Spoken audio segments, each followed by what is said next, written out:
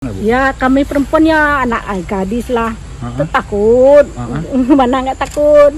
Pengakuan warga lihat Indra Septiarman pembunuh Nia gadis penjual gorengan, beberapa kali sempat menampakkan diri.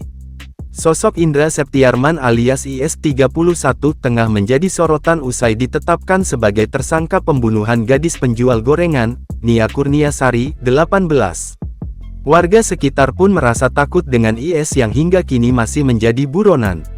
Diketahui warga sempat melihat IS pada Senin, tanggal 16 September lalu mencoba memasuki perkampungan di Korong Padang Kabau, Kecamatan 2x11 Kayu Tanam.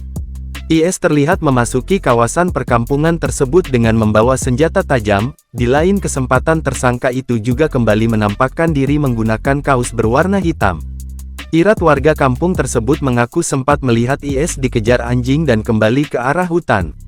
Sebelumnya, gadis remaja bernama Nia Kurniasari, 18 warga Korong Pasasurau, Nagari Guguak, Kecamatan 2 Tanda Kali 11 Kayu Tanam, Kabupaten Padang Pariaman, sebelumnya sempat hilang, Jumat tanggal 6 September tahun 2024. Ia hilang saat menjalankan rutinitas hariannya menjual gorengan di sekitaran kawasan rumahnya untuk membantu ekonomi keluarganya. Setelah 3 hari pencarian Nia ditemukan tewas terkubur.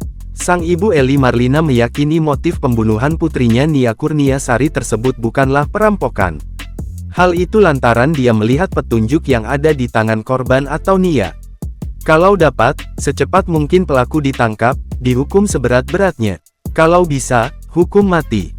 Perbuatannya sangat keji, ujarnya dilansir Tribun Tanda Hubung Medan.com dari Kompas.id, Senin tanggal 16 September tahun 2024.